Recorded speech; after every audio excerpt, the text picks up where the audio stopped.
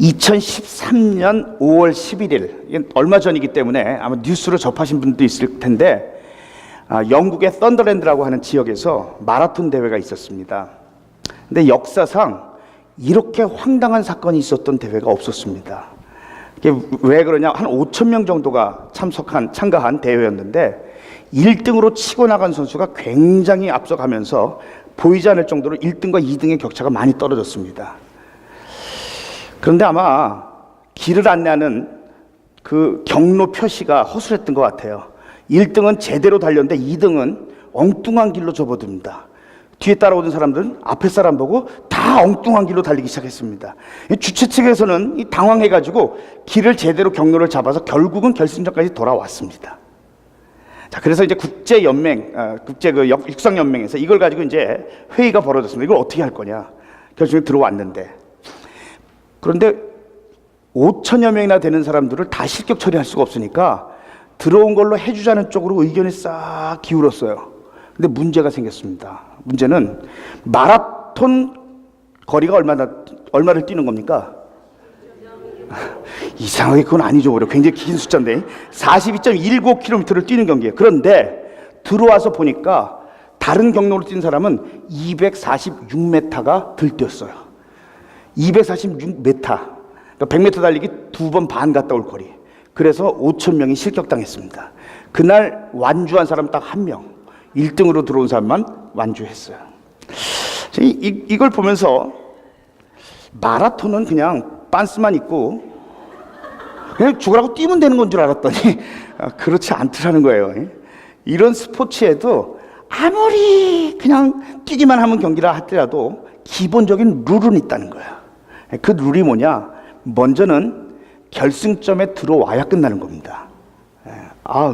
이만큼 뛰었으면 됐지. 더 이상 못 뛰어. 그러면 아무리 1등으로 달려서라도 승리할 수 없다는 겁니다.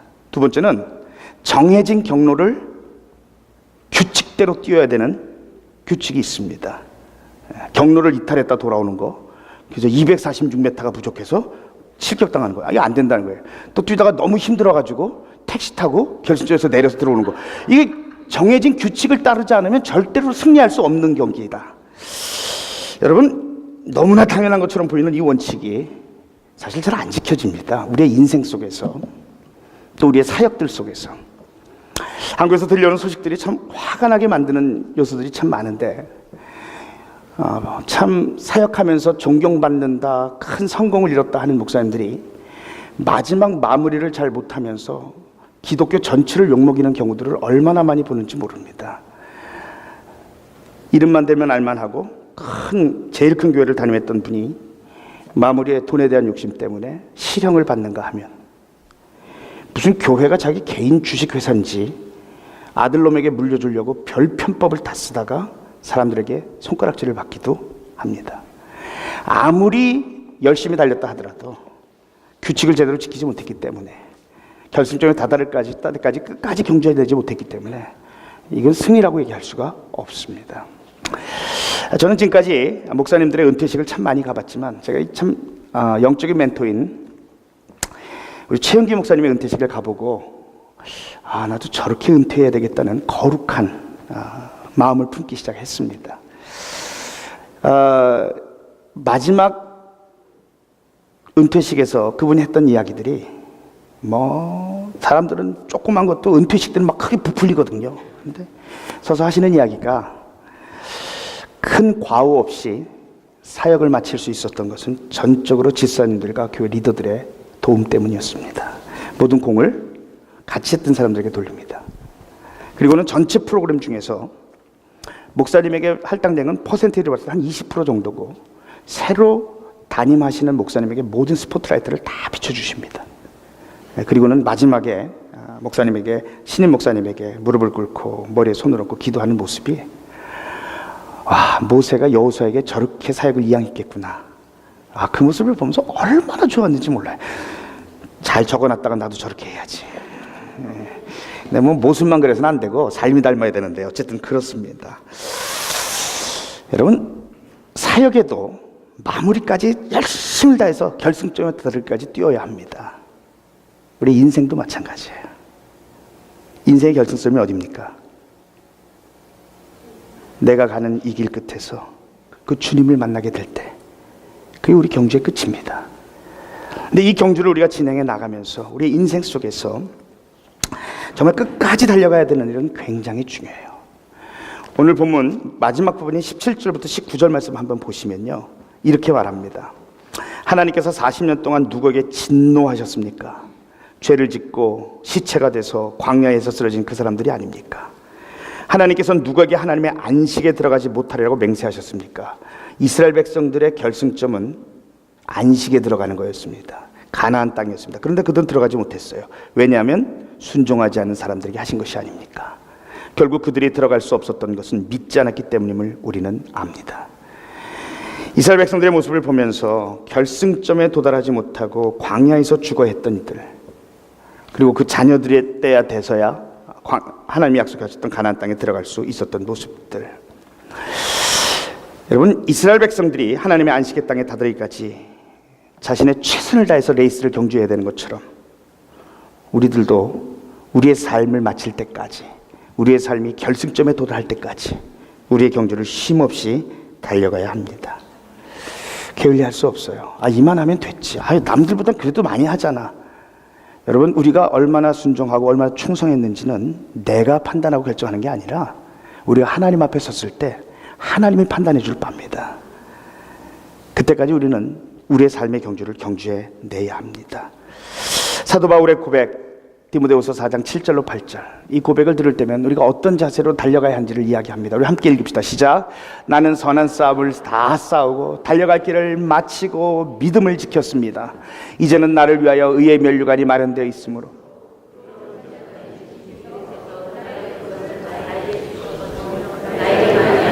주님께서 제가 참 좋아하는 구절입니다. 사도 바울처럼 마지막까지 경주를 경주해야 한다. 마지막까지. 또 한 가지는 정해진 규칙대로 달려야 하는데요, 우리의 인생의 경주를 승리하기 위해서는 정해진 규칙대로 달려야 해요. 정해진 규칙이 뭐냐면, 우리는 그저 어쩌다 보니까 이 땅에 온 사람들이 아니고, 나를 부르신 분도 하나님이시고 나를 구원하신 분도 하나님이시고 이 땅을 살아가되 어떤 목적을 가지고 살아가야 될지를 말씀하신 분도 하나님이시고, 그러기에 그 규칙은 하나님의 뜻을 따라 살아가는 것, 그래야 우리가 인생을 마쳤을 때에 승리한 삶이라고 하나님 칭찬해 주실 거라는 거예요. 이번 금요일날 청년들이 이제 목장 방문을 하는데, 청년들은 저희 집에 인바이트해서 저희 집에서 이제 오픈을 하는데 청년들을 인바이트해서 목장을 했습니다.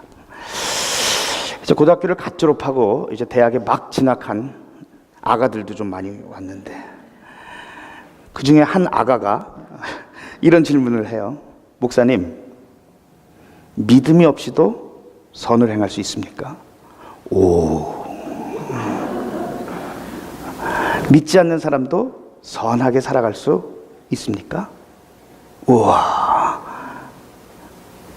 어떻게 생각하세요? 믿음이 없이도 선을 행할 수 있어요? 물론이죠. 선교지에 가보세요. 가보면요, 기독교 단체들보다 더 많은 단체들이요, 가난하고 힘들고 어렵게 사는 사람들 돕기 위해 나와 있습니다. 국경 없는 의사회라든지요, 세이브 더 칠드런 같은 프로그램에 보면요, 기독교에서 감당할 수 없을 만큼 돈을 쏟아붓습니다. 그리고 그들의 수고와 그들의 노력과 그들의 헌신은 절대로 폄하해서는 안 됩니다. 그들의 수고 때문에 아프고 힘든 사람들이 힘을 얻기도 하고 새로운 소망을 갖기도 하기 때문입니다. 근데 우리가 생각해야 될 게 뭐냐면, 성경이 말하는 선이 뭐냐 하는 거예요. 우리가 지난 시간 악에 대해서 얘기하면서 악한 마음은 어떤 마음이 악한 마음이라고요? 믿지 않는 마음. 그러면 선은 뭐예요? 선은 믿는 마음. 여러분, 이게 무슨 얘기냐면 그분들의 어떤 수고와 노력을 폄하하는 거 아니에요. 세상적인 기준으로 봤을 땐 분명히 선한 일입니다. 근데 하나님의 관점으로, 성경의 관점은 뭐라고 말하냐면 하나님을 믿는 것이 선의 출발입니다. 그렇기 때문에 우리가 왜 가난한 사람들을 돕고 왜 어려운 사람들을 보면 마음이 절절해져야 하냐면, 내가 하나님을 믿는데 하나님의 마음이 그곳에 가 있다는 거예요. 내가 하나님을 믿고 보니까 하나님의 손길이 그곳에 가 있다는 거예요. 내가 하나님을 믿고 그러니까 하나님의 눈물이 거기에 있다는 거예요.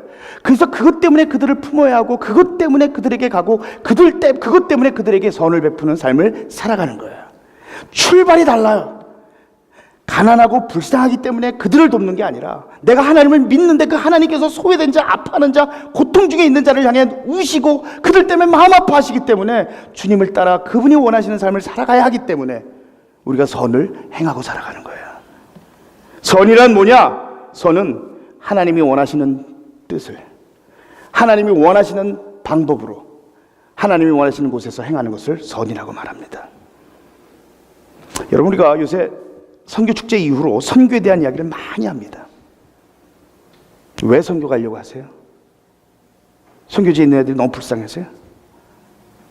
선교지에 있는 애들이 너무 안타깝게 너무 가난하게 살아서요? 전혀 의료 혜택을 못 받고 살아가는 애들이 안타까워서요?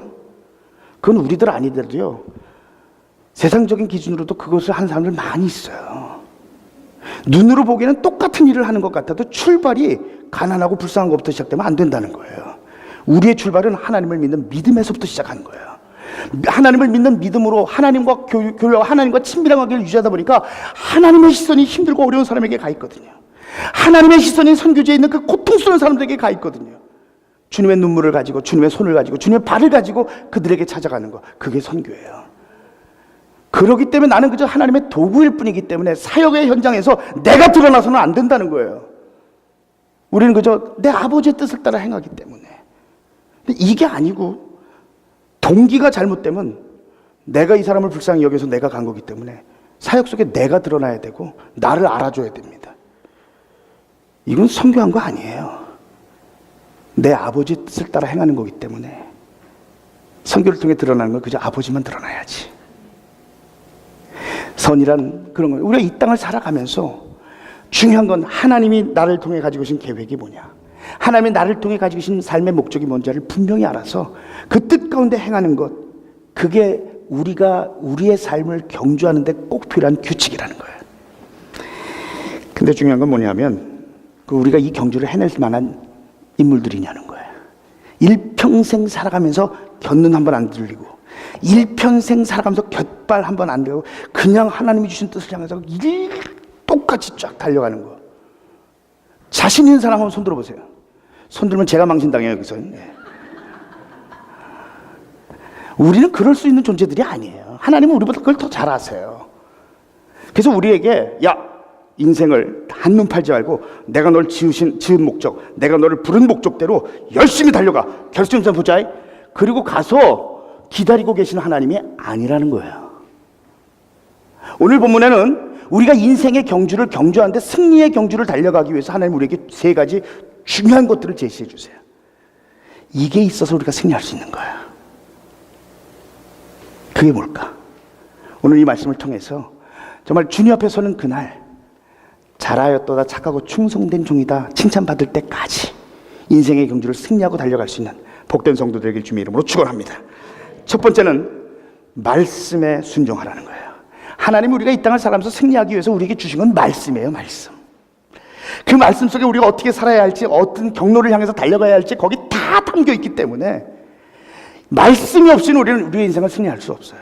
우리의 인생을 승리하며 달려가기 위해서 하나님 우리에게 말씀을 주셨는데 중요한 건 그 말씀을 순종하고 살 수 있느냐 하는 거예요.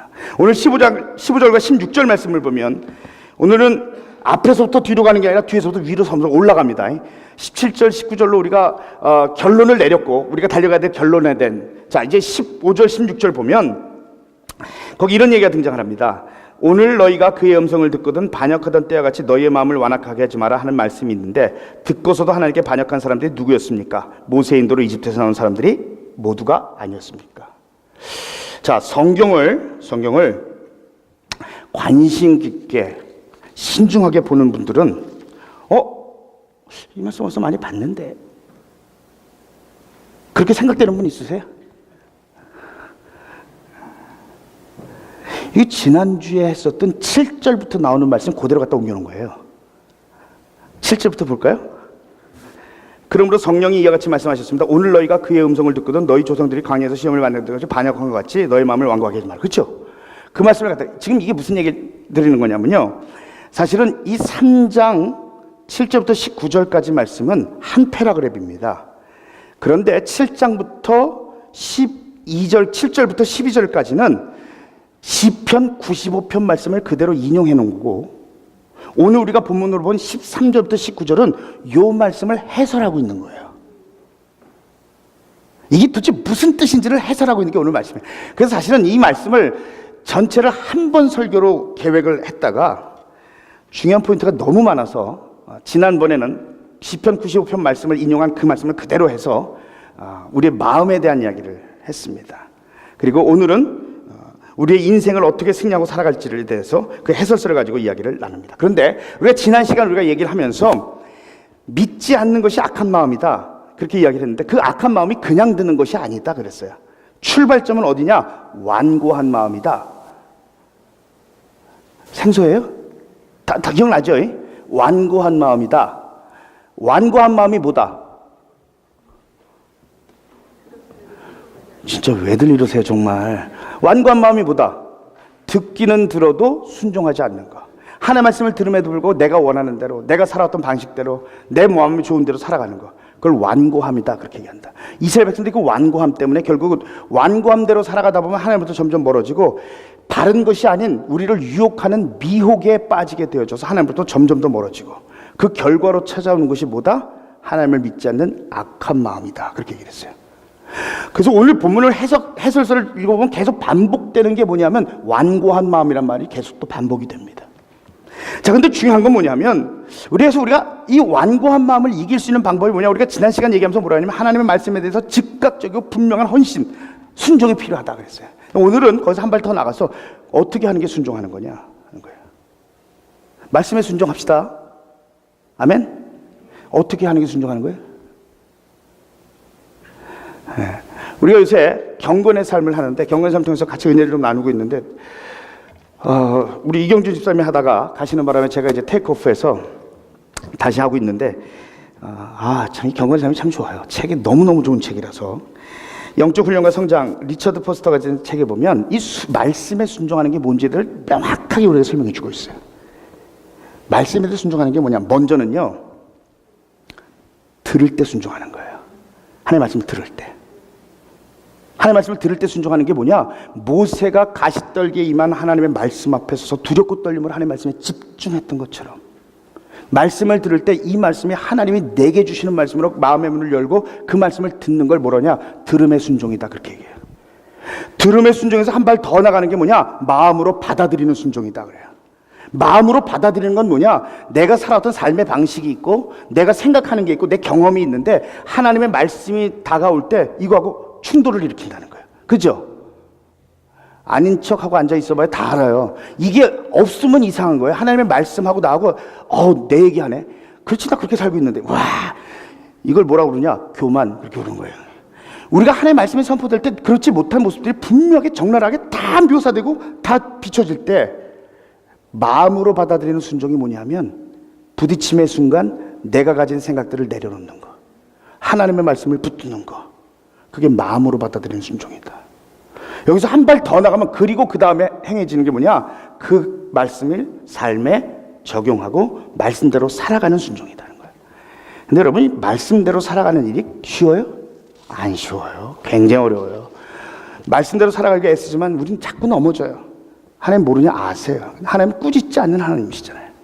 우리가 평생 동안 해야 될 일이 뭐냐면 넘어질 수 있어요. 다시 일어나서 성령의 도우심을 간절히 사모하고 성령 안에서 우리 자신을 하나님께로 향해 디사이플린 해나가는 거.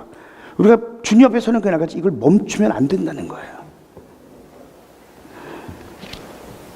하나님 우리로 하여금 우리의 경주를, 승리하는 경주를 멈추지 않고 끝까지 잘 가게 하기 위해서 하나님이 우리에게 주신 것은 말씀입니다. 그래서 이 말씀대로 순종할 때 우리는 우리의 인생을 승리하고 살아갈 수 있습니다. 시편 기자는 시편 119편 105절 말씀에서 우리에게 이렇게 선포합니다. 주님의 말씀 뭐예요? 내 발의 등불이요 내 길의 빛입니다. 말씀이 없이는 우리가 어디가 길인지를 알 수가 없다는 거예요. 그 말씀만이 우리를 인도해 가는, 말씀만이 우리의 달려가야 될 레이스를 분명하게 비춰주는 등불이고 빛이 될 수 있다. 이 고백이 우리의 고백이 되면서 말씀대로 순종하고 살아 우리의 인생을 승리하고 경주해낼 수 있는 복된 성도들 되길 주님의 이름으로 축원합니다. 두 번째는 초심을 붙들라는 거예요. 따라합시다. 초심을 붙들라. 하여튼 뭐 정치인들 툭 하면 초심으로 돌아가자. 요새 하여튼 한국의 정치 상황 보고 있으면 또 초심으로 돌아가자는 얘기는 되게 많이 하는데, 그런 인간 지금 초심으로 돌아가는 걸 하나도 못 봐서 이제 문제가 되긴 하지만, 어쨌든 초심이 중요하다는 거예요. 오늘 본문 14절 말씀을 보면 우리가 이렇게 말하고 있어요. 우리 같이 읽읍시다. 14절 시작. 우리가 처음 믿을 때에 가졌던 확신을 끝까지 가지고 있으면 우리는 그리스도께서 주시는 구원을 함께 누리는 사람이 될 것이다. 처음에 하나님께서 말씀을 주셨고, 그 다음에 우리에게 주신 게 뭐냐? 믿음이라는 거예요. 믿음. 이 믿음이 있어야 끝까지 달려갈 수 있다는 거예요. 근데 이 믿음을, 처음 가졌던 그 믿음에 대한 확신을 가져라, 그렇게 말합니다. 조금 저를 비롯해서 조금 쉰 세대들은 가수 중에 윤향기라는, 윤복회 오빠 되는 윤향기라는 가수를 알 거예요. 알아요? 모르는 게 당연하지. 윤향기라는 가수가 있어요. 이 가수가 제가 초등학교 때인지 중학교 때인지 소풍을 가거나 장기자랑을 하면 제일 많이 애창했던 곡이 뭐냐면 윤향기의 장밋빛 스카프. 웃는 분들은 다 저하고 비슷한 세대예요. 그 굉장히 유행했었어요. 그런데 윤향기의 노래 중에 장밋빛 스카프 말고 또 하나 유행하고 있는데, 그게 뭐냐면 다 그런 거지 뭐 그런 거야. 그 가사가 너무 재밌어요. 처음 만나 연애할 때 상냥했던 그녀가 이렇게도 변할 줄이야. 하루 종일 무슨 불평 그렇게도 많은지, 그러길래 여자인가 봐. 그러면 후렴에 다 그런 거지 뭐 그런 거야. 2절은 처음 만나 연애할 때 자상하던 그이가 이렇게도 변할 줄이야. 하루 종일 말도 없고 멋없는 그 사람. 그러면 다 그런 거지 뭐 그런 거야. 그렇게 후렴을 갑니다. 이게 무슨 얘기냐면 다 그런 거니까 그냥 체념하고 살자는 거예요. 뭐 그렇게. 여러분, 청년들한테 이런 소망을 심어주면 안 됩니다. 다 그런 거다. 눈에 콩깍지가 떼어봐라. 뭐. 근데 여러분, 우리가 승리의 삶을 살기 위해서 정말 조심해야 되는 게 뭐냐면 다 그런 거지 뭐 그런 거야. 타협하고 살아가는 인생이에요. 이스라엘 백성들을 보면 그들은 하나님으로부터 받은 믿음, 하나님으로부터 받은 은혜가 얼마나 컸는지 몰라요. 하나님께서 애굽에서 10가지 재앙을 내려서 장자들을 다 죽어 넘어갈 때도 하나님은 그들을 보호하셨어요.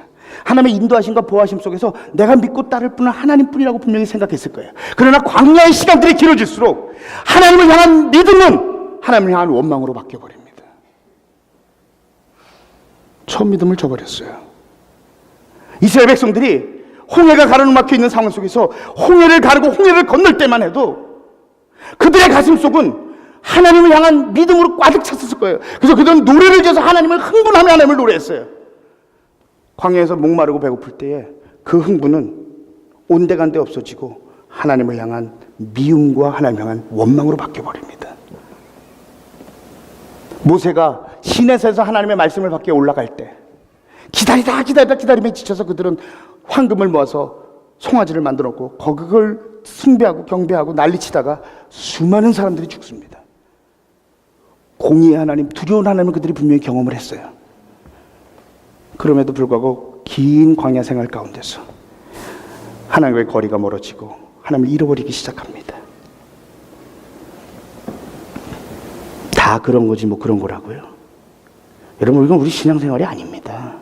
성경은 끊임없이 우리에게 하고 있는 이야기가 뭐냐면 네가 처음 얻은 그때 그 하나님을 향한 그 믿음, 하나님이 주셨던 그 은혜, 그 첫사랑, 이거 절대 잊지 말라는 거예요. 제가 목장 방문하면서 한 목자님이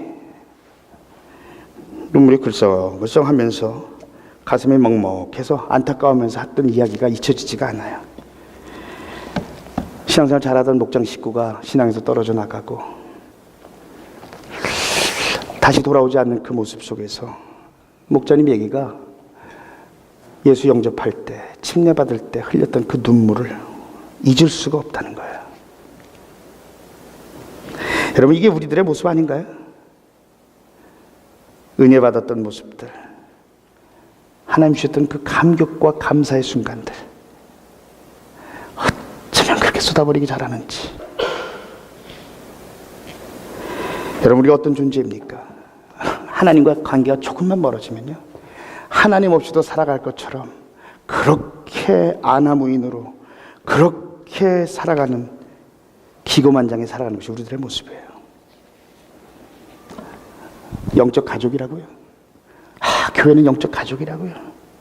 내 마음이 조금만 섭섭해봐요. 영적 가족을 그렇게 쉽게 버릴 수도 있구나 하는 생각이 듭니다. 우리 인생 속에서 알아야 될 중요한 건 뭐냐면, 우리가 붙들어야 될 것은 하나님과의 첫 만남. 하나님의 은혜 때문에 눈물을 흘리고 가슴이 절절했던 그때, 그 잊어버리지 말라는 거예요. 끝까지 우리의 신앙을 경주해낼 때요, 환경 바라보고요, 주변 바라보고요, 사람 바라보고요, 맨날 상처받죠. 맨날. 저는요, 지금도 저를 울리는 단어가 있어요. 신실이라는 단어예요. 신실. 오늘도 찬양하면서 많이 울었는데, 저는 이 신실이라는 단어만 나오면 가슴이 먹먹해집니다. 목회하면서 사람 때문에 힘들었던 순간이 참 많았어요. 근데 그때마다 하나님이 주신 단어는 이 신실함이었어요. 사람은 뒤돌아설 수 있고 사람은 변할 수 있지만 하나님은 신실하시다.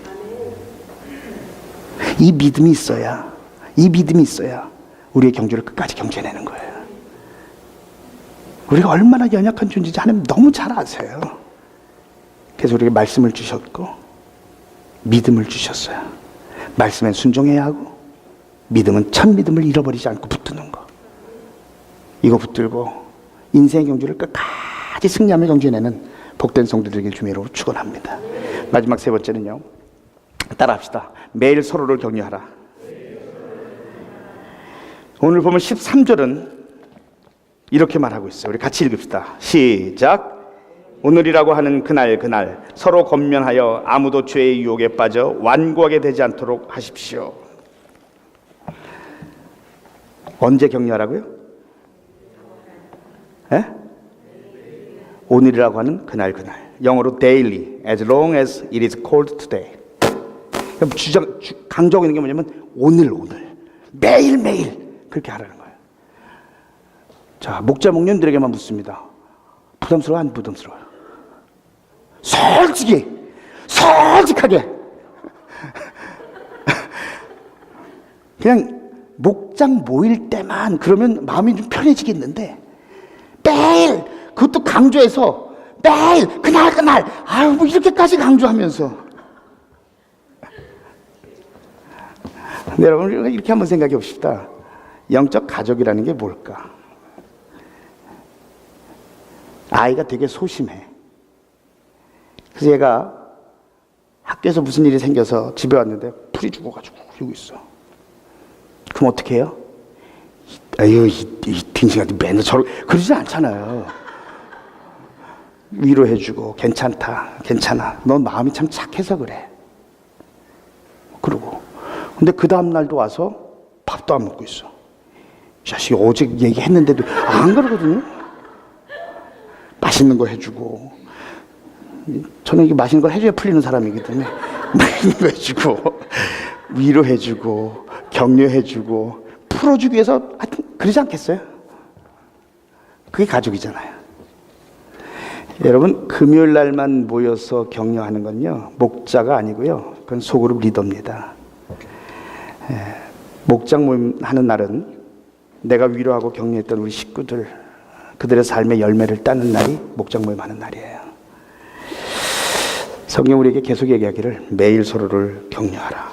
그러고 나면 이제 거봐, 아유 우리 목자면 안 돼, 아유 거봐, 그렇게 생각하시는 다수가 있을 수 있는데,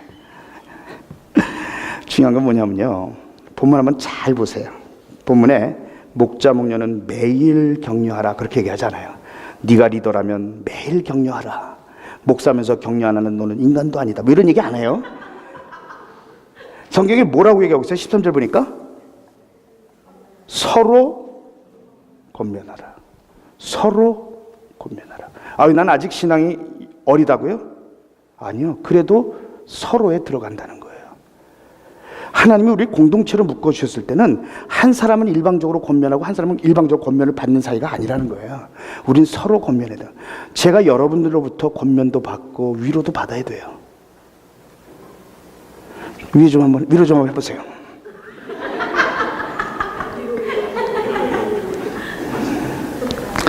저는 맛있는 거 말고 목사가 제일 크게 격려를 받을 때가 언제냐면요, VIP가 감격적으로 주님 만날 때. 주님 만난 그 사람이 신앙생활 좀 열심히 잘해보려고 애쓰는 모습 볼 때, 이거 정말 목사가 목회할 만 나게 해주는 거예요. 이게 그거 보면 얼마나 그래, 이것 때문에 목회하는 거지, 하나님 앞에 서는 그날까지 정말 죽기 살기로 해보자, 그런 마음이 드는 거예요. 근데 조금 신앙생활 좀 해보려고 그랬던 사람이 쭉 미끄러져 있는 모습 보면 또 속이 뒤집어지는 거예요. 원위치 하게 해주세요. 원위치 하게 해주세요. 기도하다가 제가 이렇게 뒤돌아서 이거 하고 있으면 원위치 하라고. 원위치 하게 해주세요. 누구를 이렇게 떠올리면서 기도할 때 그런 기도 참 많이 합니다. 하나님, 원위치 하게 해주세요. 원위치 하게 해주세요. 목자 목님들과 목장 식구들도 마찬가지예요. 목자 목님들도 사람이에요. 왜 힘들지 않고 왜 어렵지 않겠어요? 목련님 오늘 힘든 것 같으니까 다음 주는 우리가 오픈할게. 아니야, 순서 아닌데. 아니야. 그래, 내가 한번 할게. 목자님 좀 지쳐있는 것 같으면 맛있는 빵, 맛있는 게 중요해. 맛있는 빵이라도 하나 사들고 와서. 목자님 힘내세요. 우리가 있잖아요. 이러면서. 근데 여러분, 목장 식구로부터 목자 목련님이 위로받으면요, 받은 거에 몇 배는 되갚아주게 돼 있어요. 성경 우리에게 뭐라고 말하냐면, 매일 서로 권면하라. 이게 건강한 교회 모습이에요. 이게 건강한 교회 모습이에요. 매일매일 서로 권면하라. 왜? 하나님 우리가 얼마나 부족한 존재인지 아세요? 그냥 두면 우리의 마음은 완고해져요. 그냥 두면 우리는 완고해져서 죄의 유혹에 빠질 수밖에 없는 존재예요. 그래서 하나님은 이 땅에 교회를 주셨고 목장 식구들을 주신 거예요. 그곳에서 서로 위로하고 격려하라고, 서로 간에 죄에 빠지지 않도록 서로 격려하라고. 여러분, 우리가 우리의 경주를 승리하고 달려갈 수 있는 힘은 교회에서 얻는 거예요. 목장에서 얻는 거예요. 여러분 믿습니까? 그런데 사탄은 우리가 힘을 얻어서 승리하는 꼴을 못 봐요. 사탄은 우리를 패배자로 만들고 싶어하고 우리로 하여금 죄에 빠지게 만드는 게 사탄의 전략이에요. 그렇기 때문에 사탄은 교회를 쥐고 흔듭니다. 서로 간에 틈이 있게 만들고요, 서로 위로하지 못하게 만들고요, 오해하게 만들고요, 하나 되지 못하게 만들고요. 여러분 주변에서 쌈박질하는 교회 다녀보신 분들 여러분 주변에서 보잖아요. 교회 싸움은 고상하게 싸움 그렇게 표현하는 거 아니에요. 쌈박질하는 거예요. 쌈박질. 교회 쌈박질하는 거 많이 보잖아요. 근데 이상한 건 뭔지 아세요? 교회가 시끄럽고 혼란 속에 있으면요, 가정도 시끄럽고 직장 생활도 힘들고. 왜냐하면 교회가 중심이기 때문에 그래요. 하나님께서 이 땅에 교회를 세우시고요, 교회를 통해서 우리가 이 세상을 승리하고 살아갈 수 있는 힘을 공급해 주는 곳이에요. 근데 그곳에서 힘을 공급받아야 될 그곳에서 상처받고 거기서 KO 돼서 직장에 오고 가정에 오는데 무슨 힘으로 세상을 승리하고 살아갈 수 있겠냐는 거예요. 하나님은 우리를 하여금 승리의 삶을 원하세요. 결승점에서 우리를 안아주시면서 잘했다, 착하고 충성된 종아 칭찬하기 원하세요. 그래서 하나님은 이 땅을 살아가는 우리들에게 승리하도록 3가지를 주셨어요. 말씀,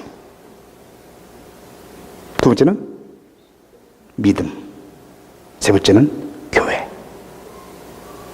말씀, 믿음, 교회. 말씀에 순종할 때, 말씀에 순종할 때, 믿음의 초심을 잃어버리지 않을 때, 교회를 통해서 서로를 격려하고 위로하면서 우린 그렇게 승리의 삶을 살아갈 수 있는 거예요. 주님 앞에서는 그날까지 놓치지 맙시다. 이 3가지 각 붙들고 하나님 앞에 승리하고 살아가는 복된 예담 성도들 되어줄 수 있기를 주님의 이름으로 축원합니다. 기도하십시다. 하나님, 우리에게 좋은 교회 주셔서 감사합니다. 하나님 우리에게 목장 식구들 주셔서 감사합니다. 매일 격려하라는 하나님의 음성 놓치지 않게 해주세요. 하나님을 믿을 수 있는 믿음 주셔서 감사합니다.